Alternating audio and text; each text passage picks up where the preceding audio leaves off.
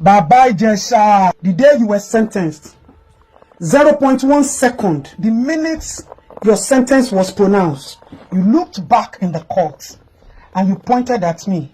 You said, Uma, you know, man, me Leyin. The judge looked up.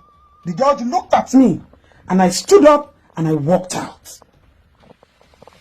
This interview.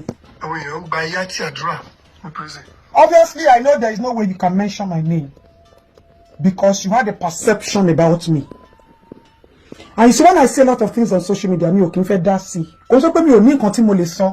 but I'm not a content creator and I don't like, all this back and forth that people will sit down, carry microphone and be talking, giving analysis, giving opinion. It's not me. That is not the reason why I am on the media space. But unfortunately, friend, and you're on social media. I hear you call auto, you call auto. You know the thing, move. Ṣùgbọ́n wọn bí àwa bẹ́ẹ̀ wọn de kọ́ wa bẹ́ẹ̀ oníṣẹ̀dá ò dá wa bẹ́ẹ̀. Ijesha, you should understand that there is somebody called Onípìlẹ̀. Ẹni tó ti kọ́ kí wọ́n gan tó mọ̀ kó tó wá ṣẹ. Baba Ijesha, your matter is more of a spiritual. Ogun jà ẹ́, èdí ń dì ẹ́, àṣàsí ràn ẹ́, o ò rí mú bọ́. If you are very, very smart, and you are very, very intelligent, some people are very gullible. And let me assume that I am part of the gullible people. If you remember very well, the different parts that I played when your incident happened, the different parts that I played, you saw Adeton in different forms, in 3 different forms. And the day you were sentenced, remember the statement that you made.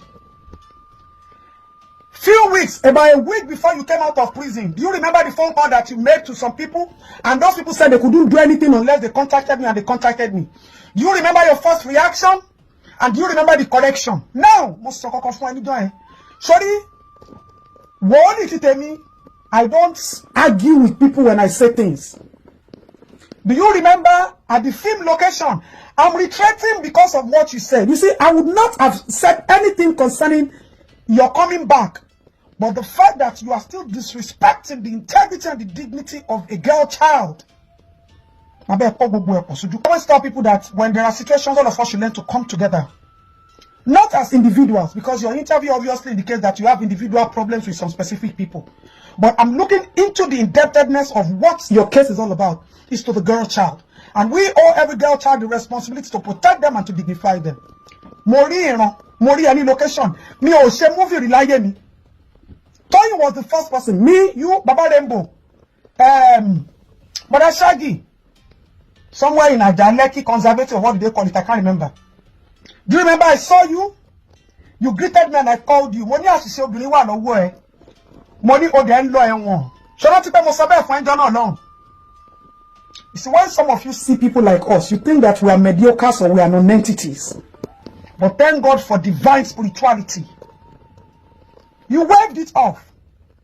Few weeks before you went to jail, or a few months, let me say, I saw you at Oregun on the left-hand side where they sell generator. I rolled down my glass and I called you again. I don't look for people around me, oh. Yeah? But I'm not going to make this about myself.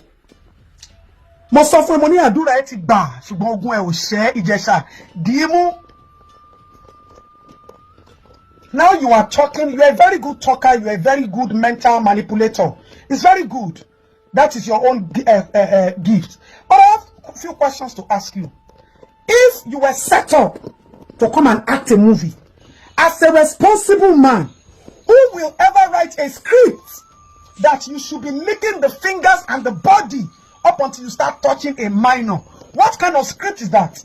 Can you show us a copy of the script? How do you want? What are you trying to explain in the movie? So you as a responsible man, a father, you get to a movie location and they tell you to come and be licking the body, to come and sexualize the minor, and you went ahead and did it.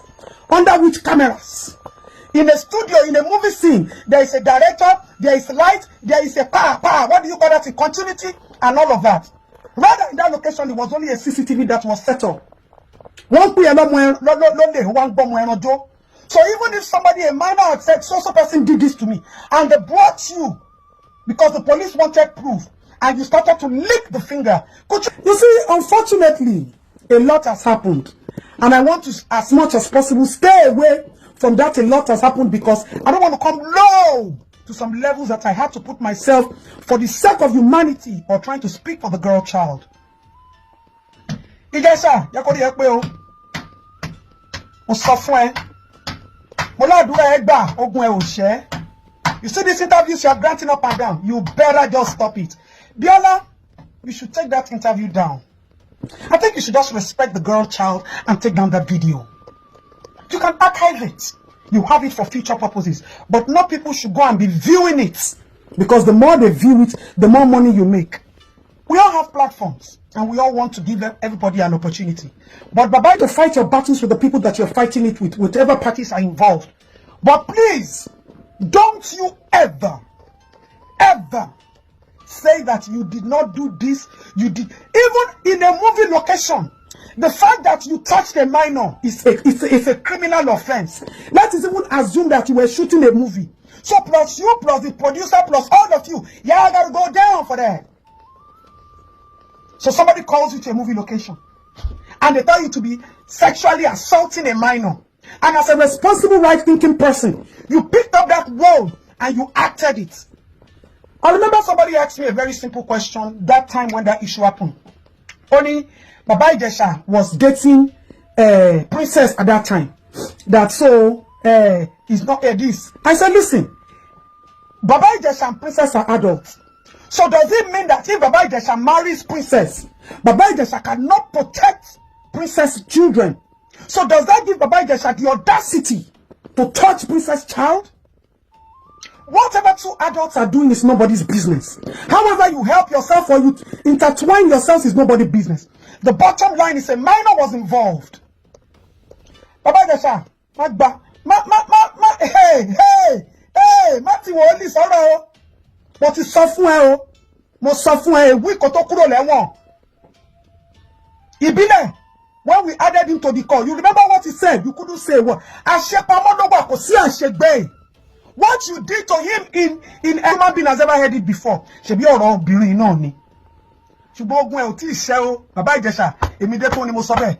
Orúkọ mi ti wòlíì. There is never a thing I say I'll never come to pass except people don't want to regard it.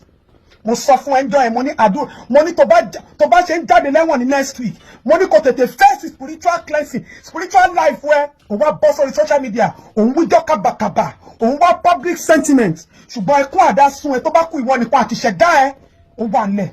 Mo wà nle o. I'm only talking because you are still disrespecting the girl child. You are still to this point disrespecting the girl child. But let me warn you. I told you at a movie location, it happened. When I came to the police station, when they called me, because of the prophecy that I saw and I told you, I stood in the place of somebody who is protecting the girl child. At the location, you met me, you saw me in the capacity of a prophetess. And the day you were sentenced, on you my dead low man, what they are no. If you come on, I want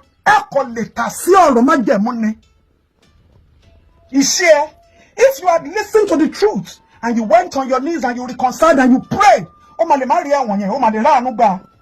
Ṣùgbọ́n torí pé ogun ẹ ò tí ṣe, òun ló ṣe kábàkàbà kiri. Jẹ́ kí orí ẹ kó pé, jẹ́ kí ìyẹ́ kó ṣí. Torí mo